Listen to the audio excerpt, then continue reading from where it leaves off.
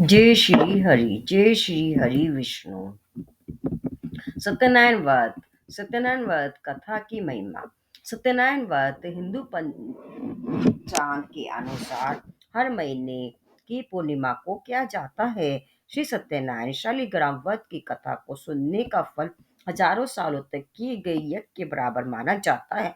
किसी भी शुभ कार्य या मनोकामना पूरी करने हेतु विधि विधान से सत्यनारायण भगवान की पूजा और कथा करवाई जाती है। शास्त्रों के मुताबिक ऐसा माना गया है कि इस कथा को सुनने वाला व्यक्ति व्रत रखता है तो उसी के जीवन के दुखों को श्री हरि विष्णु खुद ही हर लेते हैं। स्कंद पुराण के अनुसार भगवान श्री सत्यनारायण श्री हरि विष्णु का ही दूसरा रूप है और इस कथा की महिमा को भगवान सत्यनारायण ने अपने मुख से देवर्षि नारद को बताया और सुनाया था।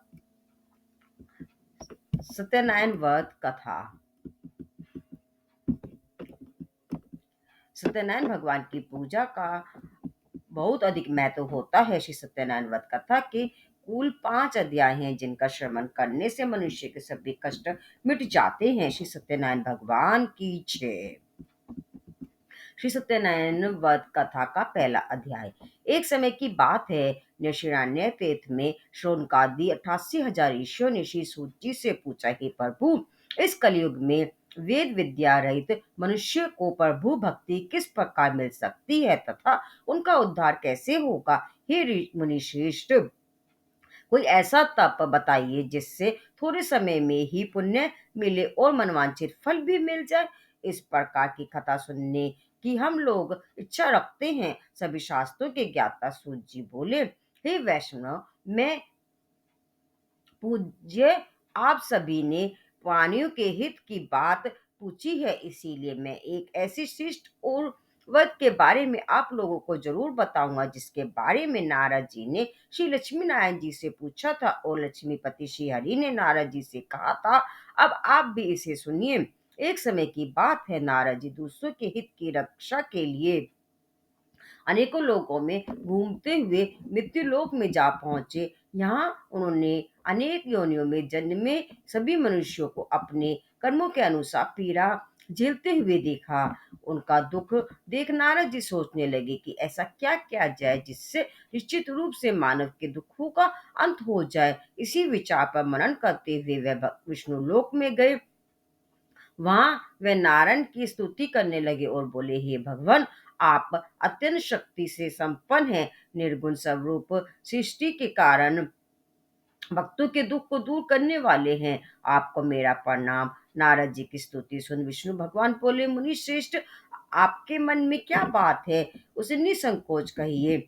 इस पर नारद जी बोले कि मृत्यु लोक में अनेक योनियों में जन्मे मनुष्य अपने कर्मों के द्वारा अनेकों दुखों से दुखी हो रहे हैं। हे प्रभु, आप तो ये बताइए कि वो मनुष्य थोड़े प्रयास से ही अपने दुखों से कैसे छुटकारा पा सकते हैं। तब श्री हरि विष्णु बोले, हे नारद, मनुष्य की भलाई के लिए तुमने बहुत ही उत्तम प्रश्न पूछा है। स्वर्ग लोक व मृत्यु लोक दोनों में एक दुर्लभ उत्तम वत है जो पुण्य देने वाला है। आज प्रेम वश होकर मैं उसे तुमसे कहता हूँ, श्री सत्यनारायण भगवान का वध अच्छी तरह विधि विधान पूर्वक करके मनुष्य तुरंत ही यहाँ सुख भोग कर मरने पर मोक्ष प्राप्त कर लेता है। श्री हरि के वचन सुन नारद जी बोले कि उस व्रत का फल क्या है प्रभु, और उसका विधान क्या है। यह व्रत किसने किया था, इस व्रत को किस दिन करना चाहिए, आप सब कुछ विस्तार से बताइए। नारद जी की बात सुनकर फिर श्री हरि विष्णु बोले, दुख व शोक को दूर करने वाला यह सभी स्थानों पर विजय दिलाने वाला है। मानव को भक्ति व श्रद्धा के साथ शाम को श्री सत्यनारायण भगवान की पूजा धर्म परायण होकर ब्राह्मण व बंधुओं के साथ करने के साथ ही साथ यथाशक्ति अनुसार भक्ति भाव से भगवान का भोग लगाए, आरती गाए और ब्राह्मणों सहित बंधु बांधवों को भी भोजन कराए। उसके बाद स्वयं भोजन करे, कीर्तन भजन के साथ भगवान की भक्ति में लीन हो जाए। इस तरह से सत्यनारायण भगवान का यह व्रत करने पर मनुष्य की सारी इच्छा निश्चित रूप से पूरी हो जाती है। इस कली काल अर्थात कलयुग में मृत्यु लोक में मोक्ष का यही एक सरल उपाय बताया गया है। बोलो श्रीमन नारायण नारायण नारायण, भज मन नारायण नारायण नारायण, भज मन नारायण नारायण नारायण। श्री सत्यनारायण भगवान की जय। श्री सत्यनारायण व्रत कथा का प्रथम अध्याय संपूर्ण। श्री सत्यनारायण भगवान वध कथा का दूसरा अध्याय। सूत जी बोले, हे ऋषियों, जिसने पहले समय में इस वध को किया था उसका इतिहास कहता हूँ, ध्यान से सुनो। सुंदर काशीपुरी नगरी में एक अत्यंत निर्धन ब्राह्मण रहता था। भूख प्यास से परेशान वह धरती पर घूमता रहता था। ब्राह्मणों से प्रेम करने वाले भगवान ने एक दिन ब्राह्मण का वेश धारण कर उसके पास जाकर पूछा, हे विप्र, नित्य दुखी होकर तुम पृथ्वी पर क्यों घूमते हो? दिन ब्राह्मण बोला, मैं निर्धन ब्राह्मण हूँ, भिक्षा मांगने के लिए धरती पर घूमता हूँ। यदि आप इसका कोई उपाय जानते हो तो बताइए। वृद्ध ब्राह्मण रूपी भगवान ने कहा कि सत्यनारायण भगवान मनोवांछित फल देने वाले हैं, इसलिए तुम उनका पूजन करो। इसे करने से मनुष्य सभी दुखों से मुक्त हो जाता है।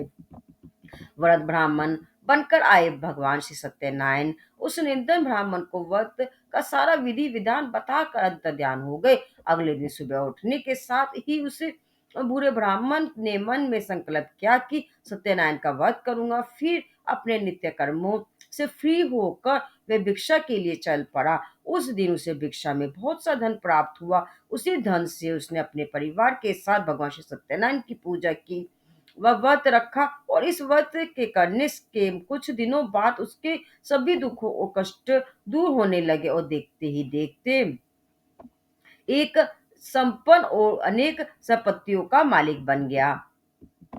तब हर महीने की पूर्णिमा के दिन वे ब्राह्मण सत्यनारायण भगवान की पूजा व व्रत करने लगा। इस प्रकार से सत्यनारायण भगवान के इस व्रत को करके वह श्रेष्ठ ब्राह्मण सभी पापों और गरीबी से मुक्त हो गया, और उसने एक दुर्लभ मोक्ष पद को प्राप्त किया। इस तरह से सत्यनारायण भगवान के व्रत को जो मनुष्य करेगा वह सभी प्रकार के पापों से छूटकर मोक्ष को प्राप्त होगा। जो मनुष्य इस व्रत को करेगा वह भी सभी दुखों से मुक्त हो जाएगा। सूत जी बोले कि इस तरह से नारायण जी का कहा हुआ श्री सत्यनारायण व्रत को मैंने तुमसे कहा। हे विप्रो, मैं अब और क्या कहूँ? ऋषि बोले, हे मुनिवर, संसार में उस विप्र से सुनकर और किस किस ने इस व्रत को किया, हम सब इस बात को सुनना चाहते हैं। इसके लिए हमारे मन में श्रद्धा का भाव है। सूत जी बोले, हे मुनियो, जिसने इस व्रत को किया है वह सब सुनो। एक समय वही विप्र धन व ऐश्वर्य के अनुसार अपने बंधु बांधवों के साथ इस व्रत को करने को तैयार हुआ। उसी समय एक लकड़ी बेचने वाला बुरा आदमी आया और लकड़ियां बाहर रखकर अंदर ब्राह्मण के घर में गया। प्यास से दुखी वह लकड़हारा उनको व्रत करते देख विप्र को नमस्कार कर पूछने लगा कि आप ये क्या कर रहे हैं तथा इसे करने से आपको क्या फल मिलेगा, कृपया करके मुझे भी बताइए। ब्राह्मण ने कहा कि सब मनोकामनाओं को पूर्ण करने वाला ये सत्यनारायण भगवान का व्रत है। इनकी कृपा से ही मेरे घर में धन धान्य आदि की वृद्धि हुई है। विप्र से सत्यनारायण व्रत के बारे में जानकर लकड़हारा बहुत प्रसन्न हुआ। चरणामत लेकर वह प्रसाद खाने के बाद वह अपने घर गया। लकड़हारे ने अपने मन में संकल्प किया कि आज लकड़ी बेचने से जो धन मिलेगा उसी से श्री सत्यनारायण भगवान का उत्तम व्रत करूंगा। मन में इस विचार को लिए बुरा आदमी सिर पर लकड़ियां रख कर उस नगर में बेचने गया, जहां उसे अपनी लकड़ियों का दाम पहले से 4 गुना अधिक मिला। बुरा प्रसन्नता के साथ अब पैसे लेकर सत्यनारायण भगवान की मूर्ति और व्रत की अन्य सामग्रियां लेकर अपने घर गया। वहां उसने अपने परिवारजनों को बुलाकर विधि विधान से श्री सत्यनारायण भगवान का पूजन और व्रत किया। इस व्रत के प्रभाव से वह बुरा लकड़हारा धन पुत्र आदि से मुक्त युक्त होकर संसार के समस्त सुख भोग अंत काल में वैकुंठ धाम चला गया। श्रीमन नारायण नारायण नारायण, भजमन नारायण नारायण नारायण, भजमन नारायण नारायण नारायण। श्री सत्यनारायण भगवान की जय। श्री सत्यनारायण व्रत कथा का दूसरा अध्याय संपूर्ण।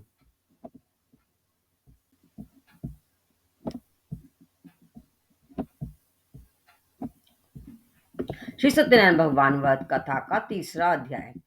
सूत जी बोले, हे ऋषि मुनियों, अब आगे की कथा कहता हूँ। पहले समय में उल्कामुख नाम का एक बुद्धिमान राजा था। वह सत्यवक्ता और जितेंद्रिय था। प्रतिदिन देव स्थानों पर जाता और निधनों को धन देकर उनके कष्ट दूर करता था। उसकी पत्नी कमल के समान मुख वाली तथा सती साध्वी थी। बदशिला नदी के तट पर उन दोनों ने श्री सत्यनारायण भगवान का वध किया। उसी समय साधु नाम का एक वैश्य आया। उसके पास व्यापार करने के लिए बहुत सा धन भी था। राजा को वध करते देख कर वह विनय के साथ पूछने लगा, हे राजन, भक्ति भाव से पूर्ण होकर आप ये क्या कर रहे हैं? मैं सुनने की इच्छा रखता हूँ, तो आप कृपा करके मुझे बताइए। राजा बोला, मैं अपने बंधु बांधवों के साथ पुत्र आदि की प्राप्ति के लिए श्री सत्यनारायण भगवान का व्रत व पूजन कर रहा हूँ। राजा के वचन सुन साधु आदर के से बोला, हे राजन, मुझे इस व्रत का सारा विधान कहिए, मैं भी इस व्रत को करूंगा। मेरी भी संतान नहीं है और इस व्रत को करने से निश्चित रूप से मुझे संतान की प्राप्ति होगी।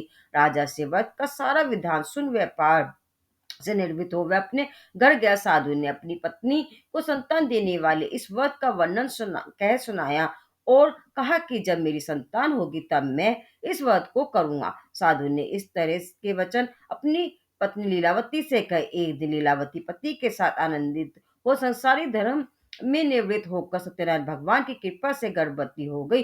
10वें महीने में उसके गर्भ से एक सुंदर कन्या ने जन्म लिया। माता पिता ने अपनी कन्या का नाम कलावती रखा। एक दिन कलावती के माँ लीलावती ने अपने पति को याद दिलाया कि अपनी आपने सत्यनारायण भगवान की जिस व्रत को करने का संकल्प किया था उसे करने का समय आ गया है। आप इस व्रत को करिए। साधु बोला कि प्रिय, इस व्रत को मैं इसके विवाह पर करूंगा। इस प्रकार अपनी पत्नी को आश्वासन देकर वह नगर को चला गया। साधु ने एक बार नगर में अपनी कन्या को सखियों के साथ देखा तो उसे लगा कि उसकी कन्या अब विवाह योग्य हो गई है। उसने कन्या के योग्य वर ढूंढना शुरू कर दिया। एक दिन साधु की बात को ध्यान में रखते हुए एक नगर में पहुंचा और वहां देखभाल कर लड़की के सुयोग्य वानिक पुत्र को ले आया। सुयोग्य लड़के को देख साधु ने बंधु बांधवों को बुलाकर अपनी पुत्री का विवाह कर दिया। लेकिन दुर्भाग्य की बात ये कि साधु ने अभी भी श्री सत्यनारायण भगवान का व्रत नहीं किया। इस पर श्री भगवान क्रोधित हो गए और श्राप दिया। अपने कार्य में कुशल साधु बन्या जमाई को लेकर समुद्र के पास स्थित होकर रत्ना रतनसारपुर नगर में गया। वहां जाकर दामाद ससुर दोनों मिलकर चंद्रकेतु राजा के नगर में जाकर व्यापार करने लगे। एक दिन भगवान श्री सत्यनारायण की माया से एक चोर राजा का धन चुरा कर भाग रहा था। उसने राजा के सिपाहियों को अपना पीछा करते देख चुराया हुआ धन वहां रख दिया जहां साधु अपने जमाई के साथ ठहरा हुआ था। राजा के सिपाहियों ने साधु वैश्य के पास राजा का धन पड़ा देखा तो वह ससुर जमाई दोनों को बांध कर प्रसन्नता से राजा के पास ले गए और कहा कि उन दोनों चोरों को हम पकड़ लाए हैं, आप आगे की कार्रवाई की आज्ञा दे। राजा की आज्ञा से उन दोनों को कठिन कारावास में डाल दिया गया और उनका सारा धन भी उनसे छीन लिया गया।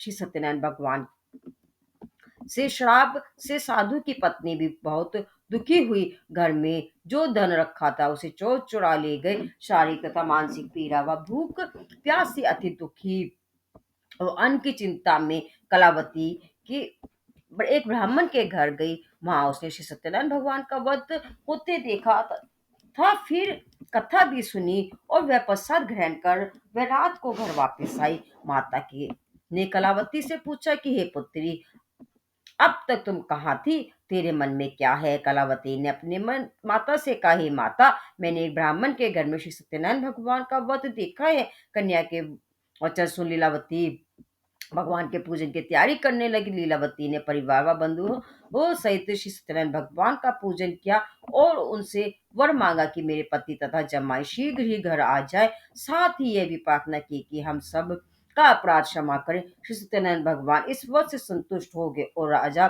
जदकेतु को सपने में दर्शन देकर कहा कि हे राजन, तुम उन दोनों वैश्यों को छोड़ दो और तुमने उनका जो धन लिया है उसे वापस कर दो।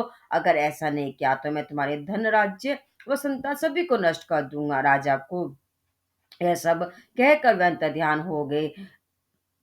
प्रातःकाल सभा में राजा ने अपना सपना सुनाया, फिर बोले कि उन दोनों को कैद से मुक्त कर सभा में ले आओ। दोनों ने आते ही राजा को प्रणाम किया। राजा बोला, महानुभावो, भाग्यवश ऐसा कठिन दुख तुम्हें प्राप्त हुआ है, लेकिन अब तुम्हें कोई भय नहीं है। ऐसा कह राजा ने उन दोनों को नए वस्त्र आभूषण भी पहनाए और जितना धन उनका लिया था उससे दुगना धन वापस कर दिया। दोनों वैश्य अपने घर को चले गए। बोले श्रीमन नारायण नारायण नारायण, भजमन नारायण नारायण नारायण, भजमन नारायण नारायण नारायण। श्री सत्यनारायण भगवान की जय। ये तो श्री सत्यनारायण भगवान की कथा का तीसरा अध्याय। श्री सत्यनारायण भगवान की वध कथा चौथा अध्याय। सूत जी बोले, वैश्य ने मंगलाचार कर अपनी यात्रा आरंभ की और अपने नगर की ओर चल दिए। उनके थोड़ी दूर जाने पर एक दंडी वेशधारी श्री सत्यनारायण ने उनसे पूछा, हे साधु, तेरी नाव में क्या है? अभिमानी वानिक हंसता हुआ बोला, हे दंडी, आप क्यों पूछते हो? क्या धन लेने की इच्छा है? मेरी नाव में तो बेलवा पत्ते भरे हुए हैं।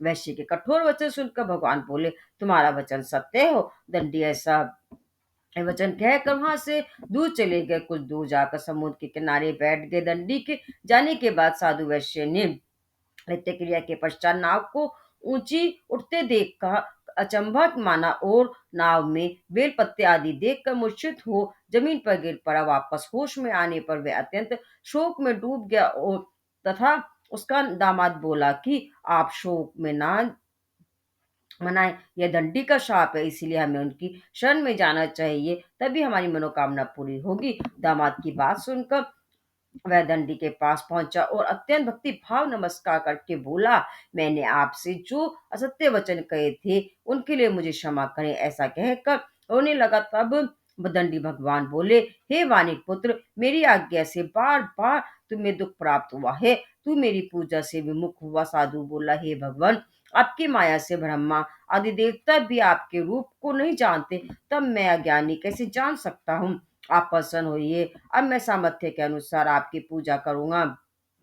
मेरी रक्षा करो और पहले के समान नौका में धन भर दो। साधु वैश्य के भक्ति पूर्वक वचन सुनकर भगवान प्रसन्न हो गए और इसकी इच्छा अनुसार वरदान देकर अंतर्धान हो गए। ससुर जमाई दोनों जब नाव पर गए तो नाव धन से भरी हुई थी मिली और फिर वही अपने अन्य साथियों के साथ सत्यनारायण भगवान का पूजन कर अपने नगर को चल दिए। जब नगर के नजदीक पहुंचे तो दूत को घर पर खबर देने के लिए भेज दिया। दूत साधु की पत्नी को प्रणाम कर कहता है कि हे मालिक, आपने दामाद सहित नगर में के निकट आ गए हैं। दूत की बात सुनकर साधु की पत्नी लीलावती ने बड़े हर्ष के साथ श्री सत्यनारायण भगवान का पूजन कर अपनी पुत्री कलावती से कहा कि मैं अपने पति के दर्शन करके आती हूँ, तू कार्य पूर्ण कर शीघ्र आ जाना। माँ के ऐसे वचन सुनकर कलावती जल्दी में प्रसाद छोड़कर अपने पति के पास चली गई। प्रसाद की अवज्ञा के कारण श्री सत्यनारायण भगवान रुष्ट हो गए। नाव सहित उसके पति को पानी में डुबो दिया। कलावती अपने पति को वहां ना पाकर रोती हुई जमीन पर गिर गई। नौका को डूबा हुआ देख वह कन्या को रोते देख साधु दुखी होकर बोला कि हे प्रभु, मुझसे तथा मेरे परिवार से जो भूल हुई है उसे आप क्षमा करें। साधु के दीन वचन सुनकर श्री सत्यनारायण भगवान प्रसन्न हो गए और आकाशवाणी हुई, हे साधु, तेरी कन्या मेरे प्रसाद को छोड़कर आई है, इसीलिए उसका पति अदृश्य हो गया। यदि वह घर जाकर प्रसाद खाकर लौटती है तो इसे इसका पति अवश्य मिलेगा। ऐसी आकाशवाणी सुन कलावती ने वैसे ही किया जिसे आकाशवाणी के दौरान भगवान ने कहा था और फिर वह प्रसाद ग्रहण करने के बाद जब वो वापस आई तो अपने पति के दर्शन करके अत्यंत प्रसन्न हुई। उसके बाद साधु अपने बंधु बांधवों से श्री सत्यनारायण भगवान का विधि विधान से पूजन करता है। इस लोक का सुख भोग कर वे अंत में स्वर्ग जाता है। श्रीमन नारायण नारायण नारायण, भजमन नारायण नारायण नारायण, भजमन नारायण नारायण नारायण। श्री सत्यनारायण भगवान की जय। श्री सत्यनारायण भगवान की कथा का चतुर अध्याय संपूर्ण।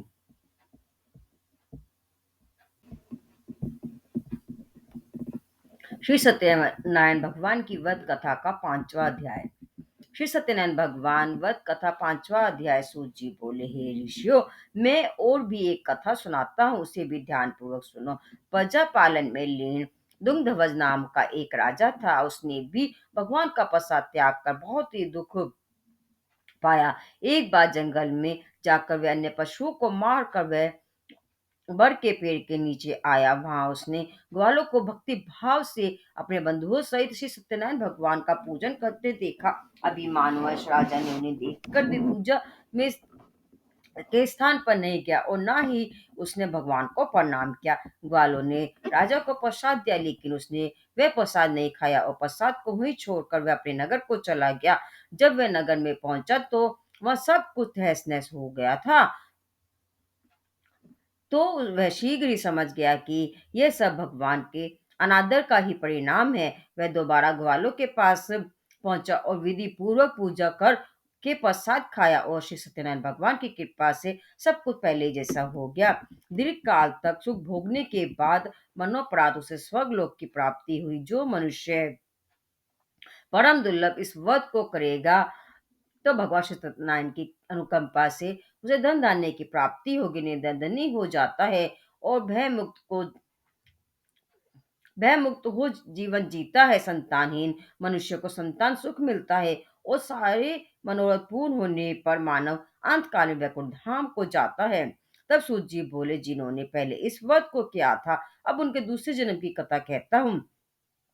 वत्सदानंद ब्राह्मण ने सुदामा का जन्म लेकर मोक्ष की प्राप्ति की। लक्काहारे ने अगले जन्म में निषाद बनकर मोक्ष प्राप्त किया। उल्का मुख नाम का राजा दशरथ होकर बैकुंठ को गए। साधु नाम के वैश्य ने मोह ध्वज बनकर अपने पुत्र को आरे से चीर कर मोक्ष पाया। महाराज दुंगध्वज ने स्वयं होकर भगवान में भक्ति युक्त हो कर्म कर मोक्ष पाया। कथा सुनने के बाद सभी ने श्री हरि का झुककर प्रणाम किया। श्रीमन नारायण नारायण नारायण भजमन नारायण नारायण नारायण भजमन नारायण नारायण नारायण। श्री सत्यनारायण भगवान की जय। ये था श्री सत्यनारायण भगवान की वध कथा का 5वां अध्याय। श्री सत्यनारायण भगवान वध कथा 5वां अध्याय संपूर्ण। बोलो सत्यनारायण भगवान की जय।